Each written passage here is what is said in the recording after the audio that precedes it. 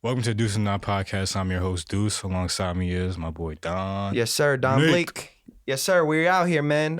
Yes, sir. Having a lot of fun, man, with this tour. I got a show in Maryland in a few days. So I'm just happy that we've still been able to be consistently here. So it's been a lot of fun. How was the shows in the past? They were good, man. Not every shows, they come and they go. So, a lot of them, sometimes you get really great shows that are like unforgettable. I know you've been to one of them, definitely. And so other shows, sometimes the turnouts aren't great. It depends on the day of the week, location, things like that. And so, it's a part of the game. Sometimes you get good shows, sometimes you get bad shows. Not bad shows, but shows with like not a lot of turnouts. But regardless of who's there, like we still go as hard as possible. And but I got to give a big shout out to two people, Ab and Party G, for the show that they threw in the Bronx on a Saturday. That show was so live. And we got something brewing. I'm not going to talk too much about it, but I'm definitely excited for what we got building based on that show. So but back to what we're talking about. I appreciate let me speak about this. A little shout out. Yeah. Oh, for sure. Yeah, man. Just because we're always working, we all got our own passions, outside of podcasting. Podcasting is a passion of ours too, though, in terms of being able to have more of an outlet. So, but we're going to talk about, there's been a lot of trades in the NFL lately, specifically wide receivers. Devontae Adams got traded to the Jets. Amari Cooper. Yes, he went to the Bills. The Bills. Yeah. And DeAndre Hopkins went to the Chiefs. All right, I want to talk about that one first, I think. Chiefs always getting something, man. Yeah, what'd you think of that one, trade? I knew the Chiefs were going to try to get a receiver. I was just, thinking that maybe this should be different. Yeah. But that damn Patty Mahomes, man, he's always going to have a weapon, and he's got another one. I don't know exactly how good DeAndre Hopkins is at this point in his career, but I know like he's a red zone threat regardless. And right now, that would definitely help Patrick Mahomes. He has a lot of speedy receivers, a lot of, deep threats, but in the red zone, he normally has Travis Kelce, but he's not having the same year. He's a little bit older. Right. So having another weapon in the red zone is definitely going to help him out. And he always has hands, DeAndre Hopkins. So yeah, I think they'll be better. We'll have to see how they gel and how they get him incorporated into the offense first. But for sure, it's the Chiefs, so we always got to be worried about what they're gonna do. Yeah, that's a fact. Yeah. It's definitely interesting because I don't remember Patrick Mahomes ever really having a receiver that was like, like kind of like a big target or a red zone threat. You know what I mean? Because most of his receivers are like speedy. Yeah, I mean, Juju Smith-Schuster was supposed to be that, but he's always hurt. Yeah. He's going through the bumps and valleys in his career a bit. Yeah. So I think a lot of it has to do with his health. But Hopkins, he's older, of course, but a fourth round pick is definitely a large return for him, I feel like. In the NFL, like, I don't understand. Like, they be getting rid of, like, really, like, well-known players for, like, fourth and fifth rounders. Yeah, and some of them should add up because you never know who you get in those late. If you're a team that can draft well, them rounds matter. Yeah. It's like round 4 and up, it's definitely you could get a really good player. 5, even 6 and 7. And of course undrafted. But I think 4 is a lot for him. He's definitely not going to replace Rashee Rice, but that's not why they brought him in. I think they brought him just to help out. You can't really replace Rashee Rice. I mean, maybe you could. Worthy's really good. He's shown it in flashes. He's not consistent right now. Yeah, he's a rookie. Exactly. And so, I think Hopkins can help mentor him as well. Yeah. So that's definitely a good thing. And now he's playing with. I love Lamar Jackson, but he's not yet the best quarterback in the NFL. It's still Mahomes. Lamar, we got to get a ring first. Then I'll say you're the best. But Mahomes is probably still the best just because of his resume. And so now, Hopkins, he gets the ball from him. And so how do you feel about the Chiefs the Bills trade with Amari Cooper? You feel like it's going to really help Josh Allen? I think definitely it does because, they have a solid – they didn't really have like a solid receiving core before. Yeah. I don't know necessarily if Amari Cooper's like the number one receiver that they need. I think they could have went with a bigger splash, like maybe a Devontae Adams, but then again, the Jets kind of gave a ridiculous offer for him, and I'll be honest with you, I don't even think Devontae Adams wants to be there, which is the funniest part. It doesn't seem it, man. Like, Because my thing is, you don't see the picture of him and Aaron Rodgers?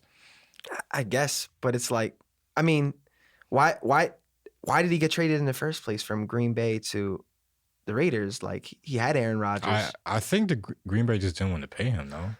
Maybe. I don't know. Well, anyways, let me do more research on that. Nah, before you I might speak be on right. that. You might be right. Who knows? But it's like, I don't know. I mean, based on the press conference too, he's like, the energy in the sideline's kind of dead or something like that. It's like if one game in, you're already making calls like that. But it's like, you're Devontae Adams. He's one of the best receivers in the NFL. He might be the best. Nah, not anymore. I think Justin Jefferson's probably taking that title from him. But my boy Jettis. Yeah, he's ridiculous. But I think it definitely helps the Bills. Like, I think all these trades help, their teams this year, obviously, just because, you're giving up draft picks for a player, in the long run, we'll see. I think, for example, the Bills, like, they probably have, at the very least, AFC Championship wishes, goals, and so I don't know necessarily if Amari Cooper makes them like a Super Bowl contender. Yeah, I think the Chiefs with Hopkins does absolutely, because now, you're replacing some of that production that Rashee Rice gave them. What's the other? Devontae, I don't believe in the Jets. I did at first, but nah, they locker room seems like it's, I don't know. I don't know. Personalities. It's 2-5 already. Also, they're 2-5 already. And Rodgers has come back from seasons before, like where they started slow in Green Bay, and he would like win hella straight games, make it. But he's older now, and it's not exactly The offensive line really isn't that good. No, right now, they don't. So. They're talented, but they don't have any continuity whatsoever. So he's gonna have to be able to get some time to throw the ball to all these receivers he has, and Breece Hall needs to have more consistent running for them to be able to allow the offensive line to block a little better. Right. Like just have more confidence in themselves like that. Definitely. But yeah, we'll see how they just gel. They play the Patriots this week, so if they don't win that, I mean, they're probably gonna win that game. Yeah, they better win that game. Yeah, and then they have like I think they have no, I'm thinking of another team, but they kind of have a stretch where they could win some games and maybe come back. But we'll see. It all depends by season end. Yeah. We talked about all the trades, right? Yeah. We talked about all the trades. Yeah, we could probably shift to the music. I have no clue what we're talking about. Yeah. What are we talking about this? Unfortunately, it seems like Lil Durk has been arrested. Oh, yeah, I heard about this morning. On federal charges. Yeah, somebody was wearing according to an article or in the reports from DJ Academics and other hip hop media shit, the media is like the police, we media, but we not that type of media. I don't talk to official sources. It's not our no, we talk to no, I can't say we talk to official sources yet, but apparently somebody was wearing a wire for multiple years. It was an unfortunate situation, I don't like to see, people do well and then not do well, Yeah. I know I wowed out about Diddy, but I never really liked Diddy, so it's a little different for me. I don't know, something about him just. We love Durk. Yeah, Durk. Yeah. Durk seems. I love Durk's music. Even though like his style of music necessarily isn't my cup of tea. Like from that style, like I love him, Lil Baby's music. I like Future too. Herbo, although Herbo's I think kind of in a different category. No. Herbo and Durk are definitely nice. Yeah, they're both drill. Yeah, for sure. Drill. Yeah. For sure. But Durk, was having a great run. I thought it was still going, honestly. Like whenever he drops, like people were just gonna tune in, and he'd sell out arenas on tours and whatnot, and so it's definitely a crazy situation. I can't say I don't know anything about it really, But I know people kept telling him to slide and shit. I personally think that there's a lot of stuff that goes on, like in terms of the industry.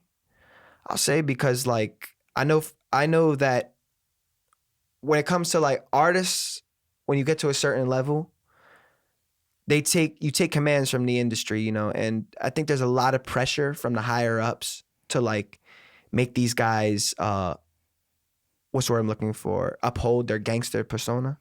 Yeah. And there's a lot of, and I think they don't really have the artist's best interests in heart, and so they're not really paying them as well as they should, I think. And I think that's why a lot of these artists, I'm not necessarily saying that Durk was still in the streets, right? Because the case is gonna happen, and but I think because the labels aren't like paying them what artists, feel that think they're gonna get paid.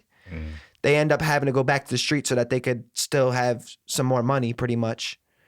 And then what ends up happening, of course, with the streets is, what can go wrong will go wrong, and whether it's police, somebody else, whatever it is, and so, unless you Superman, so it's like, it's a crazy situation, I'm definitely not happy about it. I didn't want to, I figured we were probably gonna talk about this today, but I didn't really want to, but this is like the best I know. Like, this is like me being as honest as possible about it. Like, I think, every man's responsible for their own actions, but the labels and the way this industry is, it's fuckery, and so I think it plays a factor into it, definitely. Like, in terms of image and pay and all this shit. It's a vicious cycle, just like everything else in this world, So I'll take it a step further. It's not even just the labels, and they do have incentives to have their artists beef and hold against the like persona, because that's what sells, and that's how the fans and the audience, like, we like that. We enjoy when people love conflict. When people live the raps, when people like are gangster and they show it, and they sell however many records they sell first week, because like they're rapping about all their or the crimes they commit or whatever. That's just how the game goes. Yeah. Like, if you find out a gangster rapper isn't really about that life, then like they're not, like, you don't really trust their word. You don't really like their music anymore. You don't really see them the same. And everybody was saying, like you said, like, slide for Von, but like, that's why with me, like, it's always like for me it's like, go in the studio, say what you say, and like but don't, like, put yourself in a situation where you're trackable. You know what I'm saying? It's like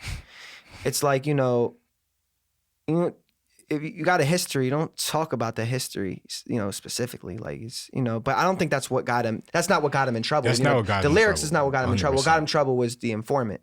Yeah. And that's one of the things that can go wrong, will go wrong, is that it's always, I wouldn't know, but apparently, it's the people you don't expect and shit like that. And so it's like, you gotta be careful.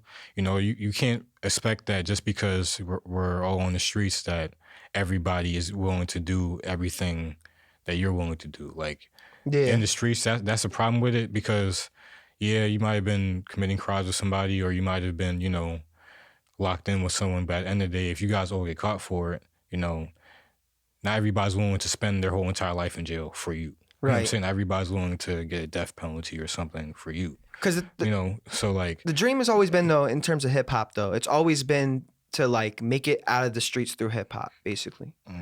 And the game is not designed that way right now. It's like it's like rappers want to stay in the streets, and it's not. No. Pardon me. It's not just the rappers. It's the industry as a whole, because they want to. I'm just keep unfiltered and real. Labels want to paint black people in a certain image, and when they're able to do that, and people get entertained by it, it's a whole system that's upheld. And so and then on top of that, people aren't even getting paid as much as they thought through it, which puts them under even more financial stress, to where it's like, all right, well, we're going back to this now. And so it's like, the labels are not really looking out for these artists, not to say that, everybody's responsible for their own actions. We all know what we face if we make certain decisions, it's we all with it, but I'm just saying, like, the labels and the media just does not help. And so I see a lot of the bullshit, and that's just what it is. So prayers are to all sides involved. We'll see what happens with Lil Durk and the affiliates of OTF. Hopefully that somehow, if he's innocent, that he proved himself to be innocent, and he'll be back home soon. And real quick with artists, whether you've done shit or not or whatever, be an artist, paint a picture. You know what I'm saying? Like, you don't necessarily got to say shit that you did, quote unquote, or didn't do, because like when you get into that, then you're playing with not only are you rattling the cage with people, that you're talking about, but and situations of people who could or could not be here, but you also, you know, dealing with the incriminating evidence and shit like that. And so it's like, you know, as an artist, it's like, fuck it, man, just paint a picture, you know? And so if you're in a certain environment, people could tell like if you really are, because you're able to vividly describe it and put in a picture and make that music that bangs like the streets people come from, you know what I'm saying? That passion from hip hop, you know. For sure, exactly. And so as an artist, you got to be creative, like, and because if you do end up saying like, you keep it too real, you know what I'm saying? And then it's like, yeah. No, so don't. it's just, I don't have the answer. I really don't have, I wish I had the answer, and I'm in the industry. I don't have the answer, you know? And it's just like, it's like, you can't, you're fucked. Regardless of what you do, it's like, all right, I'm not going to make violent music. And now people don't buy the shit, you know what I mean? And it's like, all right, well, I do. And it's, people are like, oh yeah, did he really do that? Is he really about it? Is he still about it? You know, and then that you start rattling their cage, and then people make decisions, and it's like, you know, it's nobody's, just don't listen. That's why I'm not mad at J. Cole. Don't fuck what the fans say. You could do something that you don't want to do, you know? And so there's a lot to it. So we'll see how it ages. But let's talk about some more positive music. You know what? Let me choose this one. Yo, you know I've been bumping crazy? What? The Benny the Butcher and 38 Special album.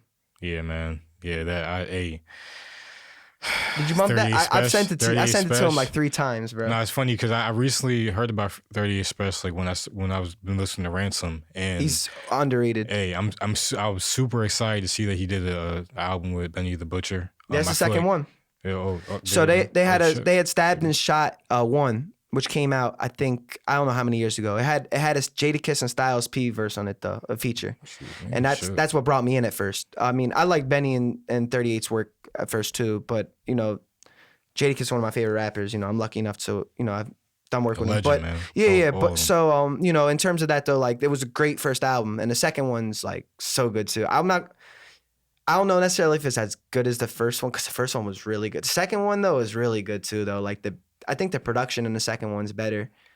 Nah, you know what? I do think the second's better, because the thing is, like, Bad Guy is a great song. I like what else I like that? Intent to Sell is another dope joint. Let me pull up the track list. Yeah, the main song I've been bumping is that song with Ransom, man. Coke Runs. Coke Runs. That shit is crazy too. That nonstop, man. Yeah, that beat is crazy. And their verses go also. Yo, Internal Affairs is another song that's great in that joint too. They got like a saxophone beat, and everybody's verse on that was absolutely insane, like bar wise. I listened to that for the first time in a car, and I was like, I had to reconcentrate in my driving. Like, that's how crazy it was. And you know, that's the thing about, see, the reason why like I was so excited for this album was because with the first album, Stabbed and Shot, I will listen to that joint all the time, like driving from DC to Baltimore. And back and forth, because the length of the album was perfect, and it had like just that you know, like that road trip type of music, you know what I'm saying? And so that New York feel, you know, like it's definitely that street rap. They also had a Busta Rhymes feature on the album too, so that was really dope too.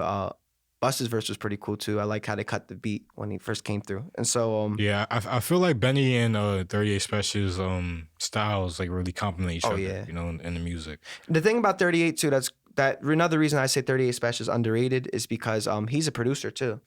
He produces his own beats, and so when you're able to do that, you complement your sound really well without having to go to another person. And so and I appreciate that too, because I'm a producer as well. I produced half the songs on my first album, and so you know, and cool, 38 Special produced a lot of the joints in those, and so I respect that a lot. And you know, Benny is one of the best in the game at what he does, and so yeah, man, props to them, bro. Like yeah, that album's crazy. Man. I've been genuinely like been bumping it like mad. The song I've been bumping most recently though is Intent to Sell, and Who Really the King. That's another one I like. But Bad Guy and what's the other one? The one with OT the Real. Eternal Affairs, those ones I was bumping like crazy when I first heard the album. So now I'm on to new ones. That's kind of where I am with albums. Like, I'll just bump one song constantly just because I'm like into it, and then I'll just kind of move on to another one once I'm like once I've heard it enough, you know, and then I'll just go back, you know, as time goes on. So yeah, but props to that. I'm looking for more albums like that, man. Yeah. I feel like the other album that everybody's been talking about was the Rod Wave album. I know I don't really listen to him as much, but I saw the album cover. Yeah. He always does a lot of numbers. So, and I know his tour. He has a tour now, I think, or he's having a lot of shows. Right. I'm sure he's probably going to be up on the charts, and a lot of his song is on like the top. I think like his entire album is on like the top 25 or like the top 100 songs or whatever, or some shit like that, or Apple Music.